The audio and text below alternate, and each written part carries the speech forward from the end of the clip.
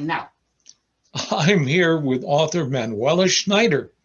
Well, I say here, I'm somewhere near Tombstone, and Manuela is somewhere near Switzerland in Germany, Across the pond. way across the pond. And in any event, Manuela's new book has just come out, and Debbie has started reading it, and she says she really likes it, and it's Very cool. yeah. That's good news. And she even calls it well written. Um, you had an excellent editor. So, folks, it's available on DougHocking.com at /shop. You can get there from Amigos and Ladies of the West on Facebook. That's Amigos and Ladies of the West on Facebook. And you'll see a link to DougHocking.com shop, and you'll find Manuela and 9 other authors there, and we've got all of their books available. And with that, good afternoon, Manuela.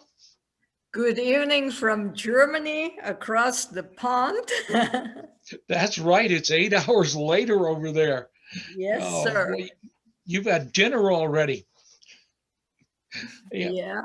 So let me jump into the interview. What sort of writing do you do, Manuela? What is your genre?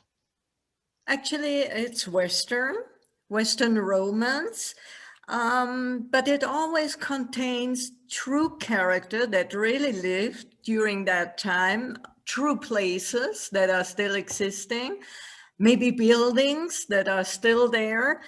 And so it's a mixture between the story itself is fiction, but the characters, some of them are fiction, some of them are true characters. So it's a mix. It's a mix, but it's Western romance. Okay. We very often see your photograph on the cover of your books. That's always fun. You've got some incredible outfits, and you take a very good picture. Thank you. So tell me, what makes you unique as a writer? I think the fact that I'm German, I grew up in Germany, I am German, and nevertheless, I write Western history books, Western fiction novels, and I have a big passion for the Wild West. Also, the fact I write my books actually in 2 languages, in German and English. They don't get translated. I'm the one who writes the 2 languages. And I think what makes it unique also is at the end of each book, if there is a real character in the story or a building that existed during those times, I do give explanations at the end of the book. Who was that person?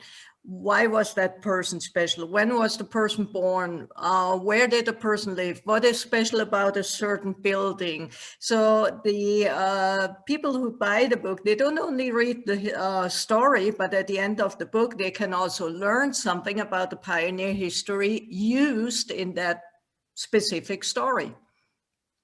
So I think that's kind of unique. That is great. That really is. And you're following on. I think a lot of people don't realize that there's a wonderful Western tradition in Germany. There is. And you folks are still reading Karl May.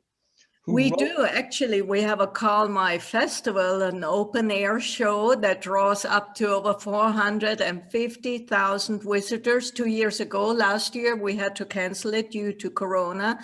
The show runs from May to October in an open air stadium and runs 3 to 5 times a day with horses, mariachi bands, American natives, powwows, you name it, it's all there. They have created a huge set, which is half the size of Tombstone's Allen Street, actually.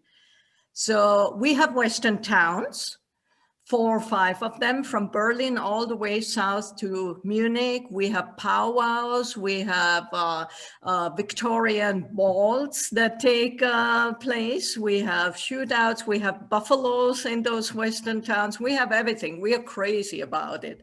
Crazy about American Native history also. So people often don't know the reason why we are crazy over it. I mean, like, how many people have a German surname in America? It's part of our history too, because we sent a lot of pioneers over during the Wild West times. Oh, absolutely. You know, Yeah. Johnny Ringo, his name is an altered German name, and there were whole parts of Texas where they spoke German, not English. Yeah, Jacob Waltz was German. Schifferlin was German, the founder of Tombstone. They were all Germans, you know, so it's natural for me to kind of step back in a couple of 100 years later, though. Well, tell me a little about your background. Where did you grow up and what shaped you as a writer? Yeah, I was born and raised in South Germany, and I was educated very strict by my parents. My father died very, very early, but I was educated in a sense, behave well, respect your elders, work hard, and education was the top-notch thing for us. You know, you can achieve everything, but don't neglect education. And then later on, I went into my professional life as a marketing and sales representative. I managed huge stores, and I also did a tourism management degree. What shaped me later, due to the tourism management degree, I started to travel the entire world. And I also used to work in other countries, as well as Sri Lanka, Maldives, and I also worked in Arizona for a time. And I totally fell in love with the Southwest. I went to Tombstone, worked on a gas ranch, worked in a gun show. Boom, that was it. I was hooked. There was no escape from the Western scene anymore after that. And I never regretted it. There's nothing quite like Tombstone. People No. don't realize. Well, actually, we had the shows. I grew up as a child watching Gunsmoke, Dr. Quinn, Little House on the Prairie. And I think the first author that really inspired me, besides Karl May, was Laura Ingalls. Oh, wow. Because when I found out Karl May had never been among the Apaches or in the United States, I was highly disappointed as a teenager. Yeah, but when I found out that Laura Ingalls actually wrote down the family life that she experienced, everything was fine with me again, because what one just made up, the other one really told the truth. So everything was cool with me again. I really enjoy reading, as an historian myself, reading the firsthand accounts that people have left behind, not the ones that they let Buntline write for them, which they pumped up like crazy, but the ones of people that were really there, who wrote for themselves and their family. Just remarkable stories, and like Laura Ingalls, of course. Yeah. Well, the hardship, we take so much for granted these days, and one of the things I believe that Western books can really teach us something, because the hardship is unbelievable, what they face to achieve a better tomorrow, a better life. We take everything so much for granted, and I think especially our youth could learn a lot from it, you know. Oh, seriously. I mean, there's still so much to be learned. Very true. From the West. Very true. Yeah. Okay. Hey, of the books that you've written, what's your favorite?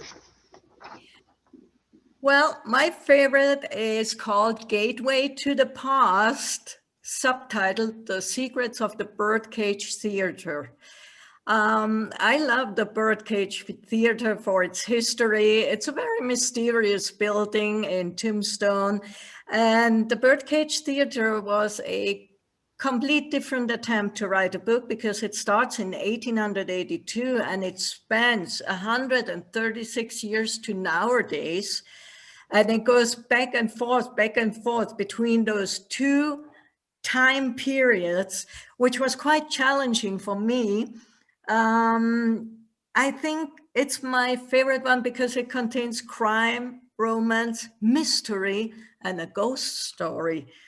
And it's a very exciting book, and it has a very unusual ending. It's gonna get published by Wolfpack by plus minus May 5th.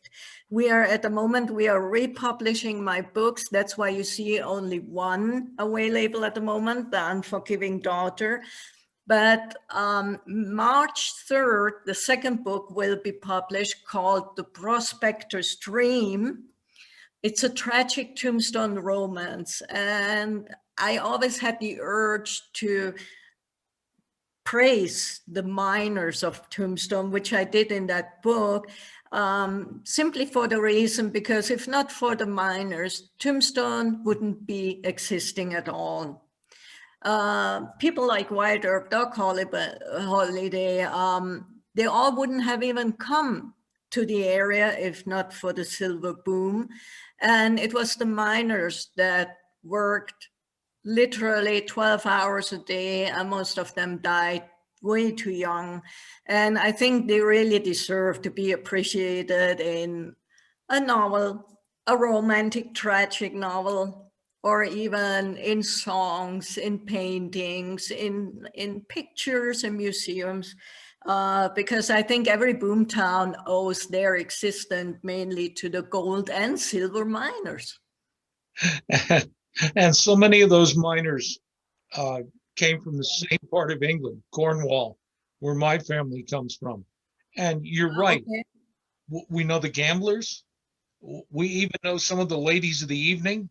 We Exactly. know the lawmen, the politicians, even the prospectors. Yeah. But we totally overlooked the poor miners that were down there working at least 10 hours a day, you know, with one candle, and oh my gosh. Consumption, dying of it. Oh gosh. Yeah, and inhaling dust that, you know, took the life out of their lungs. It's great that you're doing that. Thank you. Thank you. And okay, what's your current project? The current one is I'm writing book number 4 at the moment called The Cult of Destiny. Actually, there's no main character. It's a cult. A Cult 45 is the main character. Oh, in the book, and the gun holds a curse. And it spans and affects owners throughout decades. And the question is there one person that is able to break the spell, to destroy the weapon, or to erase the curse? That is yet to be found out. I'm writing the book at the moment, and the second big project is I just finished a song for award-winning Carol Markstrom, who is also a member of this lovely group. And it's going to get recorded in March in Texas in the studios for her brand new album. And it has always been a dream to write lyrics for a song. She liked the outcome so much that she actually offered me to write a second song, which will be about a shady lady of Tombstone's birdcage that got tragically killed over a man, over what else? By another prostitute, actually. And yeah, those are the two bigger projects at the moment. Plus, I'm translating for authors because the biggest goal is I want to bring Western again from America to Germany. I'm going to reverse the pioneer times. We went over there to create pioneer history, and now I want to take good authors' work back to Germany and introduce it to the German-speaking people. And on that behalf, I'm of course depending on the help of Wolfpack Publishing, that has decided to open up a German language side branch, which is amazing because we can cover Austria, Germany, and Switzerland since we share the same language. So I'm going to reverse the Oregon Trail back across the pond into our bookshelves. Oh, great. That is great. And I hope that really works for you.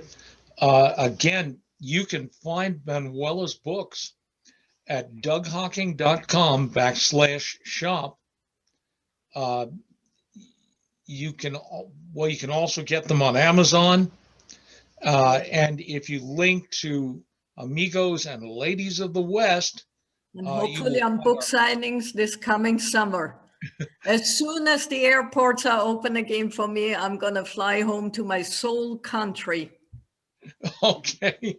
And we also have Carol's CDs, and hopefully we'll have your new one, your new song soon. Yes. We have Carol's CDs on there for sale. Carol's a friend and neighbor. Her songs contain a lot of true history as well, and that makes them so interesting because she doesn't just write music, she writes history lessons in her country songs, and her voice is amazing. Okay. I admire her. Oh, she's written 2 songs that really mean something to me. She wrote Tom Jeffords Had a Secret.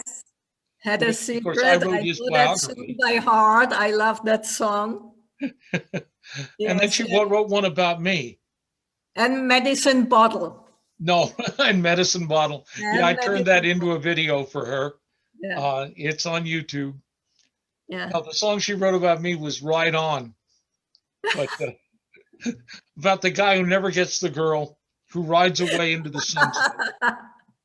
And with that, I think we need to stop. Manuela, it's been great to be with you. Thank you for having me. Take care. Hope to see you soon. Bye-bye from across the pond.